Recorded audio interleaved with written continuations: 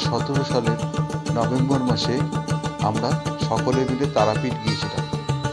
তবে সেই সময় আমরা কোনো ভিডিও ছবি তুলতে পারিনি, তাই তখনকার সময় কিছু ছবি বা ক্লিপিংস আমার কাছে এখনও রয়ে গেছে। সেইগুলো আমি আমার এই ভিডিওর প্রথম পর্বে শুরু করছি। তখন আমরা ছিলাম 2 রাত্রি 3 দিন।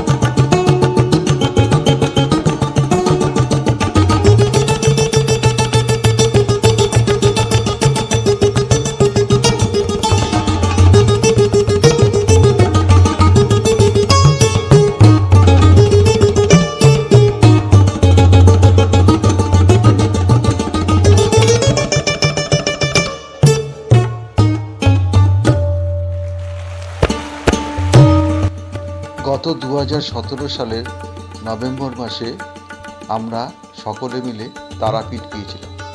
তবে সেই সময় কোনো ভিডিও তোলা হয়নি। তবে আপনাদের জন্য রয়েছে কিছু ছবি বা ফটো ক্লিপস। মূল পর্বে অর্থাৎ এই বছর আমরা তারাপীঠ গিয়েছিলাম। মূল পর্বের ভিডিও দেখার আগে গত পর্বের কিছু ভিডিও ক্লিপিংস বা ফটো ক্লিপিংস আপনারা এখন দেখে নিন, তারপরে আমরা যাব মূল পর্বে।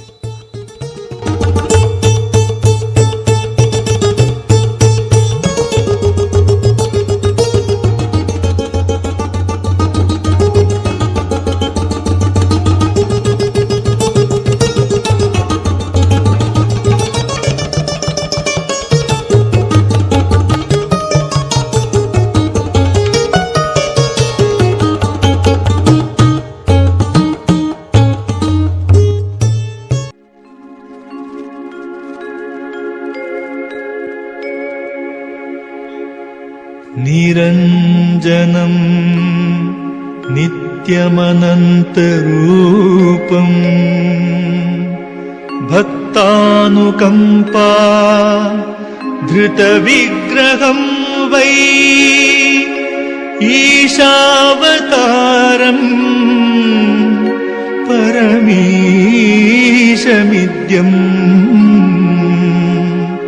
तं रामकृष्णं शिरसा नमामः।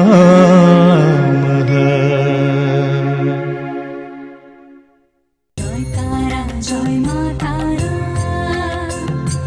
जय राम जय मा तारा।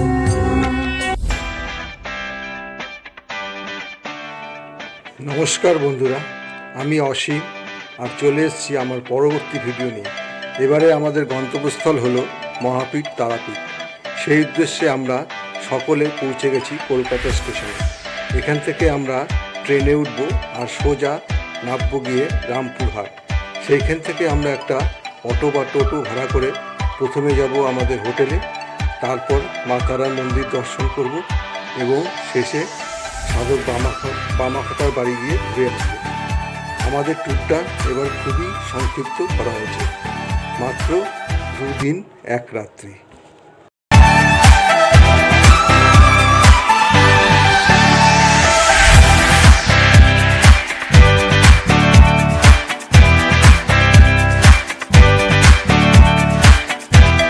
আমরা এখন ট্রেনে উঠে পড়েছি। ট্রেনটির নাম কলকাতা বালুরঘাট স্পেশাল। বেলা 12:55 কলকাতা স্টেশন ছেড়ে বিকেল 4:15 রামপুরহাট স্টেশনে পৌঁছায়। অর্থাৎ যাত্রাপথ আমাদের মাত্র 3 ঘন্টা 15 মিনিট। খুবই অল্প সময়ের মধ্যে ট্রেনটি রামপুরহাট স্টেশনে পৌঁছায়। যাত্রাপথে ট্রেনটি মাত্র 2টো স্টপেজ অর্থাৎ বর্ধমান এবং বোলপুর শান্তিনিকেতন এই 2টো স্টপেজে দাঁড়ায়। তারপর সোজা রামপুরহাট স্টেশনে গিয়ে পৌঁছায়।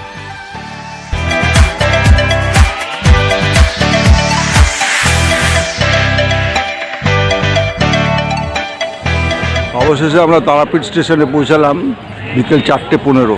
এখন 4:30 বাজে। আমরা এখন চা খেয়ে মা তারা মন্দিরের দিকে যাব। প্রথমে হোটেল নেব, তারপরে মায়ের মন্দিরে যাব।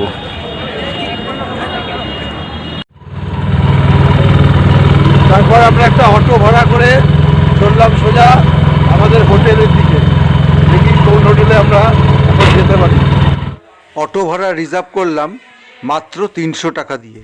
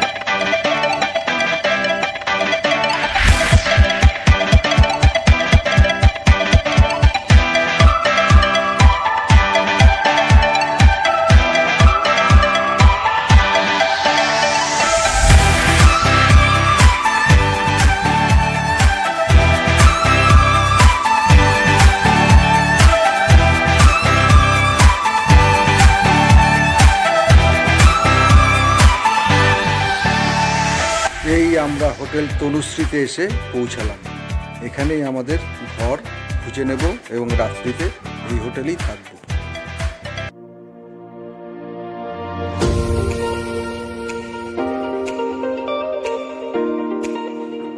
হোটেল তনুশ্রীর ছাদ থেকে পুরো তারাপীঠ গ্রামটাকে দেখানোর চেষ্টা করছি।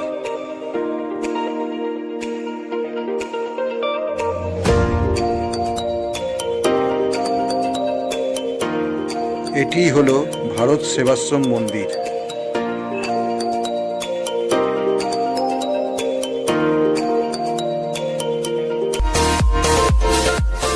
হোটেল বিনাপানি লজ দূরে দেখা যাচ্ছে।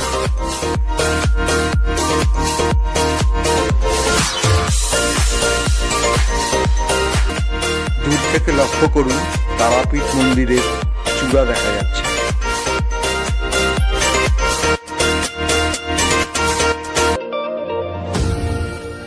এবারে আমরা হোটেল থেকে বেরিয়ে আস্তে আস্তে তারাপীঠ মন্দিরের দিকে যাব।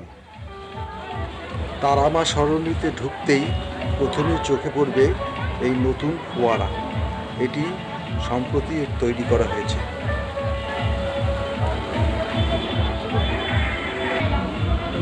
এখানে একটু সামান্য জলখাবার খেয়েই মন্দিরের উদ্দেশ্যে রওনা দিলাম।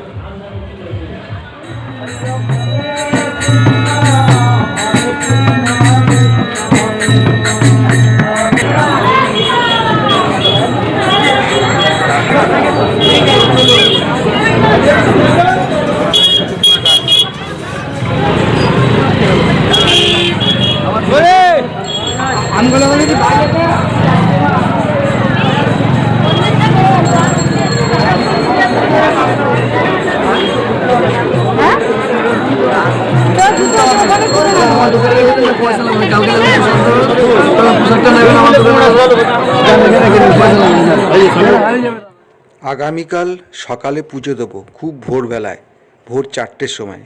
তাই গোপাল আর সঞ্জয় মিলে এখানেই পান্ডা বা পুরোহিত ঠিক করে নিল।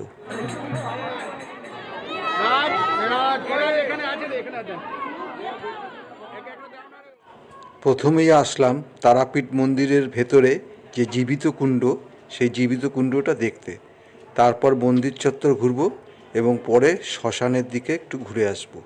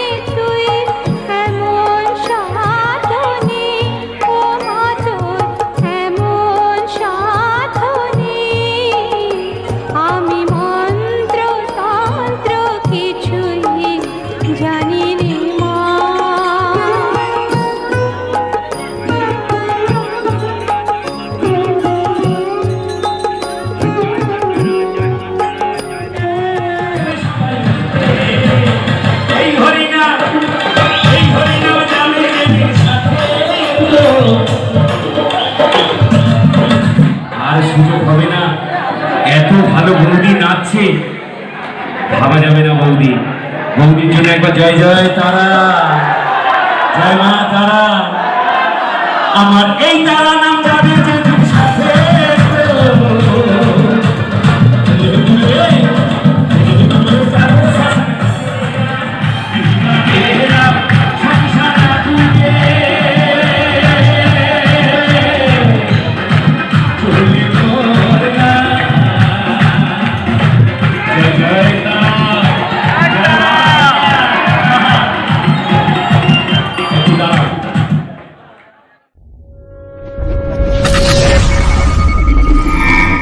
এবারে আমরা মূল শ্মশানের দিকে প্রবেশ করলাম। অতীতে এই শ্মশানে রাত্রেতে দূরের কথা, দিনের বেলা ঢুকতেও ভয় পেত মানুষ।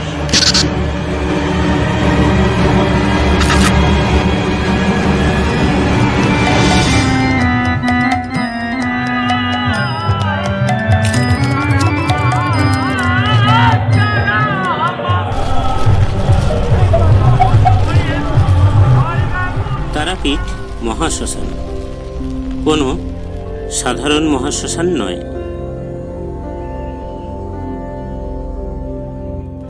তন্ত্রের মতে যে নদী উত্তর বাহিনী এবং যে নদীতে জোয়ার ভাটা হয় না, সেই নদীর তীরবর্তী শ্মশানভূমি মহাশ্মশান রূপে পরিগণিত।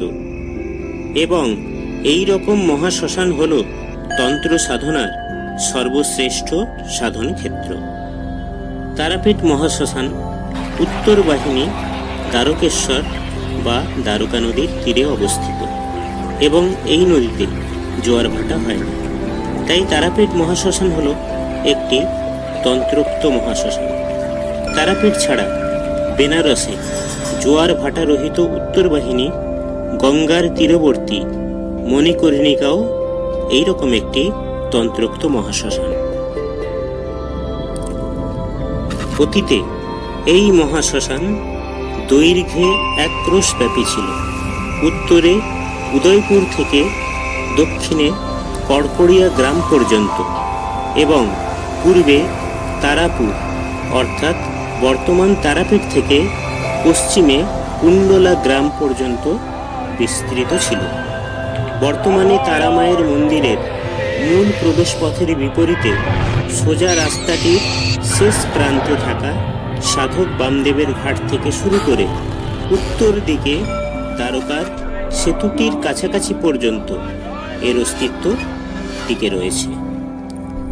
তবে এই মহাশ্মশানেরই একটি অংশ রয়েছে সেতুটির পূর্ব দিকে, যা মুন্ডমালিনী তলা নামে পরিচিত।